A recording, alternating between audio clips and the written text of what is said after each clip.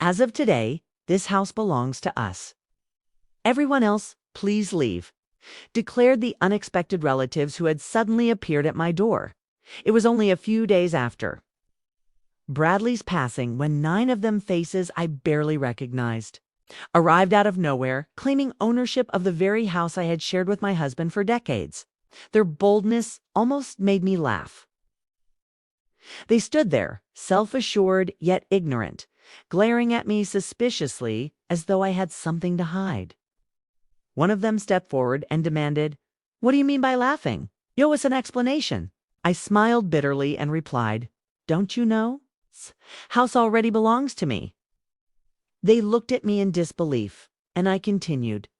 Bradley entrusted me with his final wish before he passed. The moment those words left my lips, silence filled the room. The arrogance on their faces faded, replaced by shock, and for the first time, I saw fear in their eyes. "My name is Hazel Thompson. I am 52 years old and work in the kitchen of a bustling dining establishment in town." "Hazel, can you work overtime today?" a manager asked that morning. "No, I'm afraid I can't," I answered softly. "I already told you before. I have to leave on time." "That's right," another coworker chimed in. "Her husband's still in the hospital. We should have asked someone else to cover the late shift." The manager nodded apologetically. "Course, Hazel. You can go home on time. Don't worry about it." Our restaurant was a popular Chinese eatery, well known for its great food at reasonable prices. The place was always crowded with loyal customers who came for both the taste and the warmth of the atmosphere. I used to stay overtime willingly, never complaining about the extra hours. But ever since my husband Bradley had fallen gravely ill, things changed. Bradley, 2 years older than me, and I had been married for 30 years, and this was the first time sickness had ever struck him so severely. The cancer was discovered during a routine checkup, but by then it had already spread to several organs. His strength began fading rapidly, and his once bright energy was replaced by fatigue. "It's unfortunate," he once told me, his voice weak. "Working from home all these years made my body too soft." Bradley was an interior coordinator who freelanced from our home. His work only required a computer, so we had managed comfortably. I could work at the restaurant and he could handle the household chores. But after his illness worsened, everything changed. I requested reduced hours and adjusted my shifts, starting work early in the morning so I could leave before the dinner rush. My only wish was to care for him as much as possible during what little time we might have left. "I'm sorry for always causing trouble for everyone," I said one afternoon, bowing to my coworkers. "What are you saying, Hazel?" "Don't act so gloomy, you'll just make your husband worry more," one of them said with a kind smile. "Just stay cheerful and take good care of him. Don't worry, we'll handle everything here." "Exactly," laughed another. "Who do you think we are?" Their kindness moved me deeply. Even the manager made sure I didn't lose too much income, arranging my shifts carefully so I could still earn enough. I truly was blessed to work among such wonderful people. I silently vowed that once peaceful days returned, I would repay their kindness somehow. After signing the attendance sheet that evening, quickly got ready and hurried to the hospital. "Ah, you must be Mrs. Thompson." A nurse greeted me warmly as I entered. "The doctor is with your husband right now." I thanked her and rushed down the hall to his room. When I entered, Bradley was sitting up slightly, speaking to the doctor. "Your wife is here," the doctor said, smiling as he stepped aside. "Ah, Hazel, you're done with work." "Thank you for coming," Bradley said weakly, his eyes lighting up when he saw me. He had always looked younger than me, his face boyish and kind, but now he looked decades older. His cheeks were hollow, his smile faint, and his eyes, though still gentle, were dimmed by exhaustion. "I'm not going to let this illness beat me," he had said bravely at first. But his body told another story. Despite his willpower, he was growing weaker every day. "I was just explaining your husband's condition," the doctor began. Before I could ask, Bradley interrupted softly. "Doctor, let me tell her myself. An uneasy feeling rippled through me. The doctor must have sensed it too, because he quietly excused himself from the room, leaving us alone. Bradley turned toward the window and spoke without looking at me. "Hazel, how many years has it been since we got married?" 30 years, I answered quietly, watching him. 30 years. He repeated with a faint smile. "It feels like a long time, but when I look back, it's gone by in the blink of an eye." "Stop it," I said, my heart pounding. "You're talking like it's the end." "Maybe another half a year," he murmured. Lost in thought, my chest tightened. His words sounded like an acceptance of death itself. I wanted to deny it, to shout at him that it wasn't true. "Just hold on a little longer, Hazel," he said softly. "But honestly, it might even be sooner. I can feel it. I know my body better than anyone." He smiled faintly, and that gentle expression shattered me. My tears began to fall uncontrollably. "I'm sorry for making you cry," he whispered. "I promised you when we married that I'd never make you sad." He reached out and brushed away my tears, his own eyes glistening with emotion. "I'll need to apologize to your parents when I get there," he said with a weak laugh, "for making their daughter cry." "Stop it," I said through my sobs. "Don't talk like that." He smiled again, faintly, lovingly. "Hazel, I'm going to pass on soon." "No, I won't accept that," Kay screamed, gripping his hand. "You don't know that medical science keeps improving. There must still be hope somewhere." He squeezed my hand gently. "Before I'm gone," he said, "I want to do all the things I couldn't. I want to cherish every remaining moment with you." He spoke then of his plans, small, precious dreams he wanted to fulfill before leaving. "I don't want to spend what's left of my life in this hospital," he said. "I want to go home with you, Hazel. Maybe we can take that trip we always talked about. Please, make it happen." Those words tore at my heart. I realized then that this was not just a fleeting thought, it was his final wish, holding back my tears. I explained his decision to the doctor, who understood and quickly arranged for his discharge. After a few final tests, Bradley was allowed to return home the very next day. That was how Bradley spent his last days, not confined within sterile walls, but surrounded by love. "Bradley, I came to visit," a voice called one evening. "How are you ready to head to the other world yet?" Then came an awkward laugh. "Ah, Hazel, you're here too." Another voice followed. "Didn't expect to see you." 'Twas Bradley's mother, his brother Marcus, and Marcus's wife, Rita. They arrived unannounced, their presence filling the room with an uneasy tension. "It's been a while." "Marcus," Bradley greeted faintly. Marcus, 55, worked in construction but had no real position, a man drifting through life, doing the bare minimum. His wife, Rita, 34, was strikingly beautiful but cold, her words sharp and her manner overbearing. And Bradley's mother, though 74, still possessed a youthful energy, but it was shadowed by greed. She adored Marcus too, the point of obsession. While she treated Bradley like an afterthought, I had never liked them. They had always looked down on us.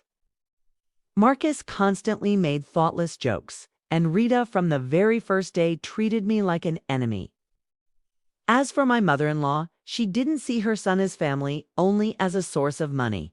"Marcus has a big family," she once said. "You two don't have children, and both of you earn well. You must have plenty to spare. Can't you help your brother out a little?" These financial demands had become routine. Marcus's household was large, 9 people in all, including his mother. He had 4 children from his previous marriage and 2 more with Rita. Their finances were always strained, and every time they turned to us. "What's with that attitude, Bradley?" His mother snapped once. "How can you treat your own?" Mother, so coldly. "Ever since your father died, I've been so lonely." Her behavior had changed drastically after her husband's death. When he was alive, she was calm and restrained. His rational presence had kept her in line. But after his passing, it was as if all restraint vanished. She began speaking of money constantly and looked at us only as a means to her own comfort. Marcus had once run away with another woman, which caused his father to disown him.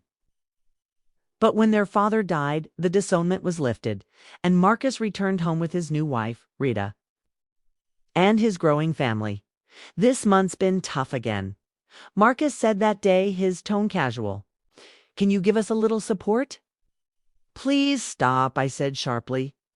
Bradley is already fighting for his life. How can you even think of money right now? Quiet, Marcus snapped. This is family business. Rita smirked beside him, waving her hand as if swatting away an insect. We really can't spare anything right now, I said firmly. Oh, how troublesome, Marcus replied mockingly. I thought you'd come up with something. That's the only reason we came. What a useless son, his mother muttered under her breath. Their cruelty and selfishness were unbearable. I was reaching my breaking point. So, she asked coldly, what exactly is the situation? How far has the cancer spread? When will he be discharged? Her concern wasn't genuine. I could see it in her eyes. There was something greedy behind every word. Copy of the will at me, this can't be. Look, here is a will he wrote. Thought document. She show was indeed written in Bradley's handwriting, but there were no SELs or signatures on it. It was Moralia document and did not function as a legal will, which they seemed not to understand. Their ignorance only left me exasperated, and I sighed deeply. However, no matter how much I explained, they weren't likely to accept the truth. Anticipating the next developments, I esqueed them to wait a bit and called a lawyer for legal assistance. I appreciate your help. I apologize, but his family has come over concerning the will. Could you possibly come over urgently? Thank you, Essie. Suddenly started making the call. Marcus stared at me, suspiciously wondering, whom are you contacting? I offered no detailed explanation to him, but urged him to come inside first, initiated my mother-in-law and Marcus in the living room, and told the children they could play freely in the bedroom soon. The house's chime rang, and I went to the entrance too.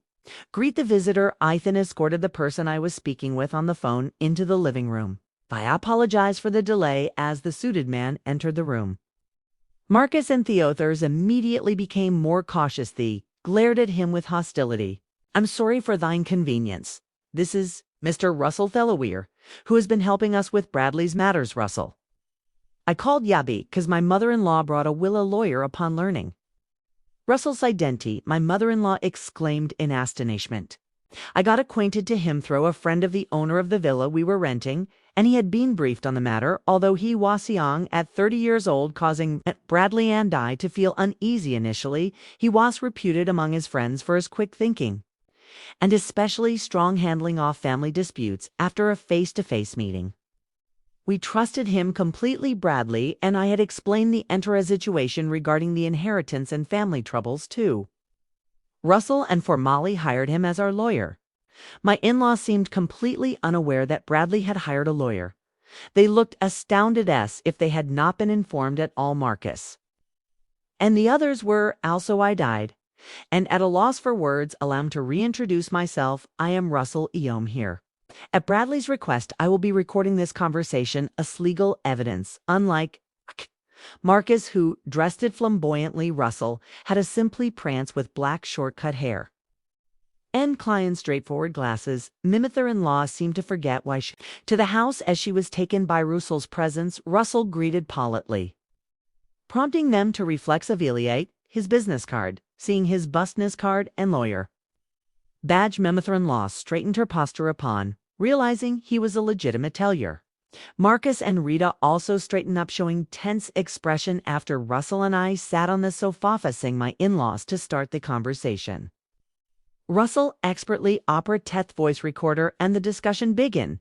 May I take a look at the will ye have brought? Russell asked in a composite tone, perhaps feeling somewhat intimidated by his question.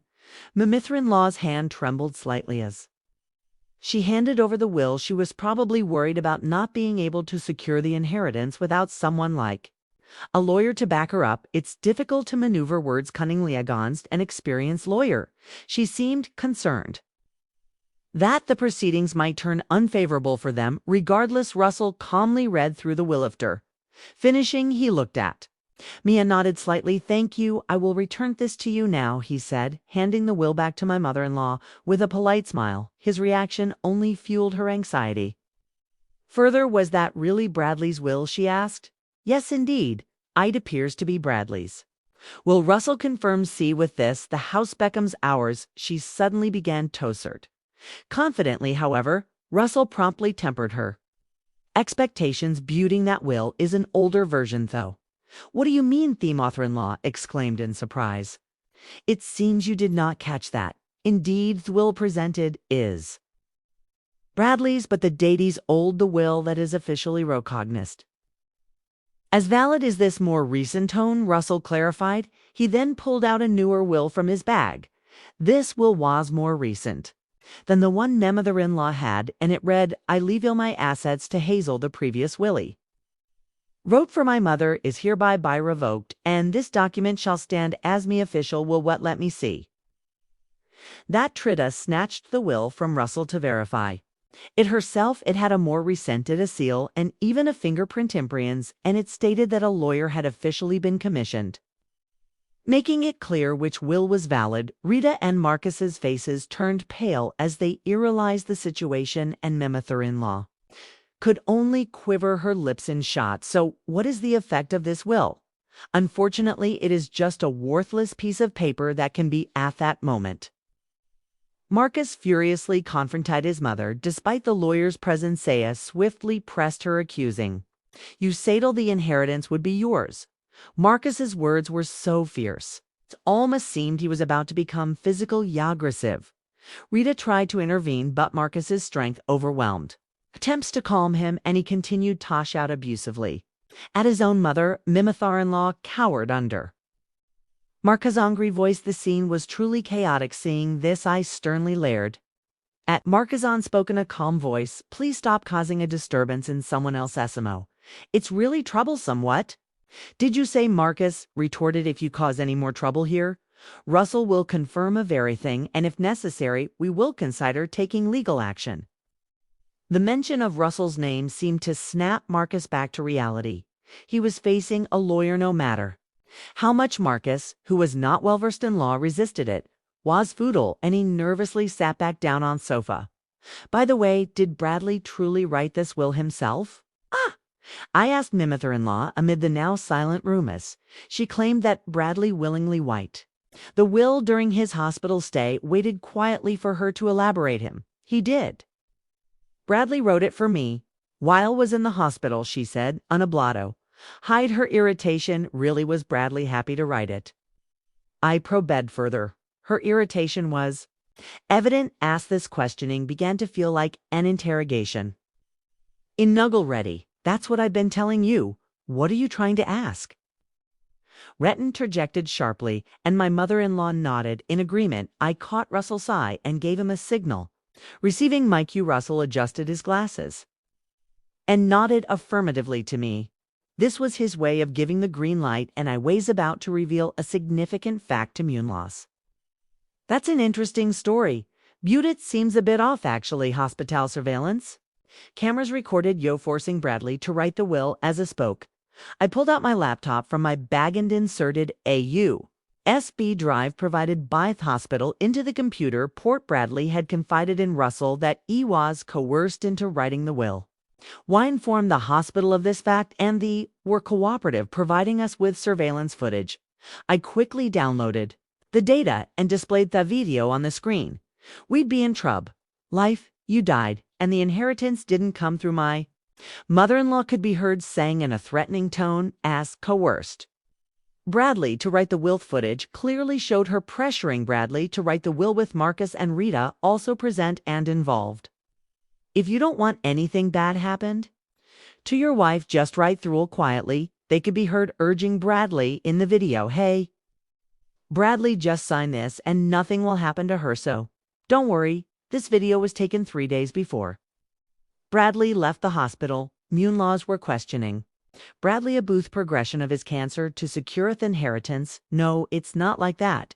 It was just a joke that went too far, really. Saw drama before going to the hospital where the villain looked so coolly, just imitated it without thinking. I didn't. Mean it seriously, please forgive us, as the situation turned against them. They hastily began to make excuses. Their words only fueled my anger further, and he sighed at their unsightly demeanor. I few had admitted it. Honestly, it would have been one thing. But trying to hide it clearly shows intent. Russell can lie charges of extortion based on this absolutely the statements. Providus sufficient evidence. He smiled broadly. Ash picked up the voice recorder, Marcus, and, realizing they had forgotten about the voice recorders, showed their astonishment at means, including compensation. Fourth victim, we will be filing for damage against all of you. This can't be true. Wait a minute, Hazel. It was only Mom who made him sign. We were just watching Whedon force him to sign anything. Rita desperately tried to distance herself from the responsibility. This led to an unpleasant argument between mother-in-law Marcus and Rita. It was Yao too who offered to help get the will written, wasn't it? You said you would handle it properly, Mom. We were just watching. You were the ones rushing Bradley to write it quickly. That was because Bradley's medical appointment was approaching. It wasn't about rushing Will. There just wasn't much time, Antoine thought. It should be done before Hazel arrived. It seemed they might have been advancing their plan while I was not around. Rita continued to provide more testimony, but in the heat of the argument, she seemed unaware of the significance of her own statements. The quarrel was so intense, it made me want to cover my ears. Meanwhile, the children had been playing behind the scena, seemed to notice the commotion and gathered around us all at once. Among them, a child as young as 2 years old. The anxiety in the children's eyes was evident. The children were not at fault. I understood that much, therefore I quick-cycled over my eldest nephew, a 5th grader, and guided the children to another room so they wouldn't have tiredness. The unsightly fight among adults. He couldn't grasp what was happening, but he took his brother and sister to the room as instructed. One seeth.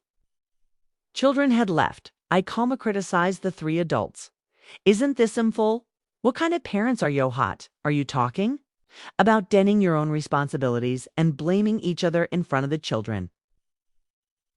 Don't y'all think it's pathetic? You're just trying to escape responsibility. Upon hearing my words, Rita suddenly remembered the children who had left, and she showed a remorseful attitude in front of me. I truly am sorry. I acknowledge everything, not just the threats. Please forgive us, Marcus. And his mother also quickly apologized. Next to Rita trying to gain some forgiveness, we need to support our children, so please help us with the financial part. I also don't know how I'll manage from now on. If we are charged with damages, we're done for. Please overlook this. If there is a sin, I will atone for it. They were begging for forgiveness while crying, however. Their attitude only fueled my anger further. In the end, all you think about is yourselves and money. I can't sense any real remorse from you. That's not the intent. It's just that we're financially strained. And we wanted you to understand our situation. Do you realize that saying such things just sounds like you're making excuses? Copy my words. Marcus involuntarily fell silent.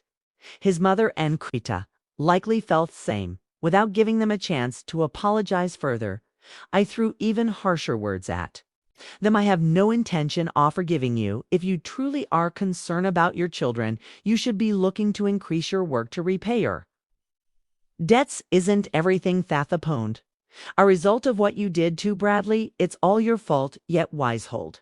I forgive you. It's unreasonable. They were left speechless with no room to argue. If you understand, then please leave. This house is important to me, Andy. Have no intention of living with you, Hazo. Please forgive us. We were wrong, Hazel. Please help us. They begged for forgiveness, but I coldly refused them. If you say another word, I'll call the police. Finally, fearing the threat of the police, they showed signs of panic. They quickly gathered their children and belongings and left the house rustling. I watched their departure with a cool gaze, and we immediately locked the door. After they left, we sighed in relief, and settling the matter afterwards. I asked Russell to promptly initiate the process for claiming damages. He had already prepared everything, and the claims process proceeded smoothly. The 3 were charged $30, 0 in damages for coursing Bradley into signing Thuil, unable to pay the large sum. They've proposed a settlement, but I made no concessions. I will insist on full payment because I refuse to negotiate a there. Lives changed significantly, my mother-in-law. Had to care for 6 children alone from morning to night, and Marcus and Rita were forced into a life of continuous hard work. They sold their house and moved into a cramped apartmental, 9 of them, while they continued to pay the damages. There is no prospect of their lives becoming easier anytime soon. They will continue to live under difficult circumstances, at least until the youngest child becomes an adult. Thus I successfully severed all ties with them. After sorting through our belongings, I still live in the same house while I continue my daily work. Friends from work visit occasionally, so I hardly ever feel lonely. Every day a stone before Bradley's portrait and continue to talk about daily events. Tohim, this is the last promise I made to you. Even if I fall ill and am taken to hospital, my daily ritual of talking to you will never cease on that day. As Bradley neared the end of his life, Heshard one final wish with me. It was falm to talk to him daily. I love your voice and our conversations more than anything, so I hope you will keep talking to me every day so that your voice can reach me even in heaven after he passed away. I solemnly vowed to keep the promise I made to him until the day I'd part to join him. I will maintain our bond by never missing a day of talking to him.